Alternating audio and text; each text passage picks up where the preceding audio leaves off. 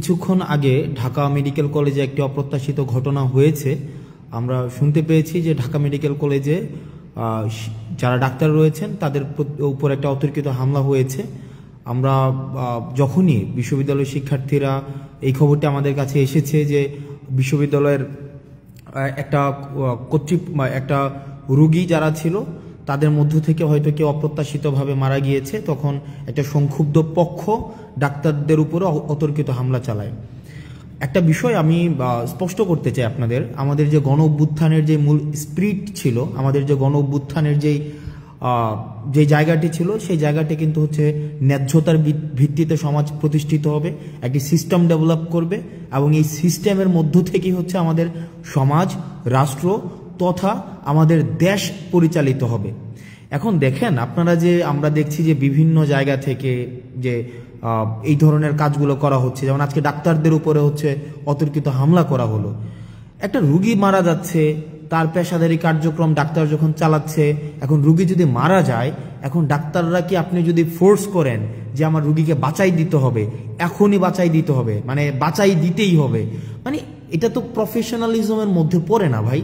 মানে এটা কেমনে সম্ভব যে আপনার ডাক্তারদের মতো করে কাজ করতে দেওয়া উচিত। আমি যদি তাকে ফোর্স করি, আমি দেখেছি আমরা বেশ অনেক দিন এই আন্দোলন পরবর্তী সময়ে, দীর্ঘ সময় আমরা হচ্ছে হসপিটালে ভিজিট করেছি, সেখানে দেখেছি যে ডাক্তাররা কি পরিমাণ নিরলসভাবে পেশাদারিত্বের সাথে তারা হচ্ছে কাজ করার চেষ্টা করে।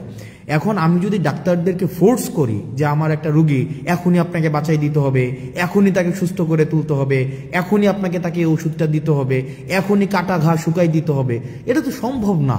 মানে এটা তো সিস্টেম না ভাই, এটা তো প্রফেশনাল জায়গার মধ্যে তো এটা যায় না, প্রফেশনালি এটা এভাবে ডিল করে না।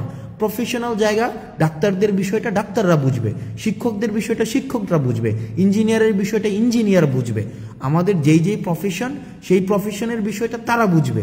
এখন আমরা যদি তাদেরকে এভাবে ফোর্স করি, যেমন আজকে ডাক্তারদেরকে যেভাবে পিটানো হইলো, ডাক্তারদের তাদের কাছ থেকে যে এভাবে বের করে দেওয়া হইলো, এটা কি একটা ইতিবাচক কোন ইমপ্রেশন ক্রিয়েট করছে আপনি বলেন?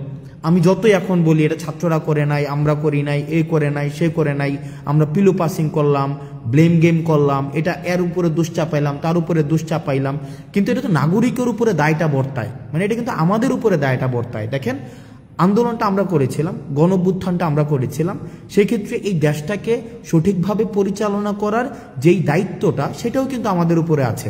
এখন আপনারা যদি ডাক্তারদের উপরে এভাবে আক্রোশমূলকভাবে এভাবে চেপে বসেন, এভাবে ডাক্তাররা কিন্তু তাদের পেশাদারি আচরণ করতে পারবে না, মানে নেভার, কোনোভাবেই সম্ভব না ডাক্তাররা তাদের পেশাদারি আচরণ করতে পারবে। সেই জায়গা থেকে আমি যারা ডাক্তার রয়েছে তাদের কাছে, ঢাকা মেডিকেল সহ অন্যান্য মেডিকেলের যারা ডাক্তার আছে, আমি ব্যক্তিগতভাবে আমি খুবই লজ্জিত, এবং আমি আপনাদের উপরে আজকে যেই হামলাটা হয়েছে সেটার আমি যারা আইন শৃঙ্খলা রক্ষাকারী বাহিনী রয়েছে আমি তাদের প্রতি অনুরোধ জানাবো তারা যেন যথাযথ ব্যবস্থা নেয়, এবং আমরা আমাদের জায়গা থেকে সেটি নিয়ে কথা বলবো। আমরা নিশ্চিত করতে চাই যে ডাক্তাররা তাদের পেশাদারি জায়গায় তারা নিজেদের মতো করে তাদের যে প্রফেশনালিজম, সেই প্রফেশনালিজমটা প্র্যাকটিস করতে পারবে।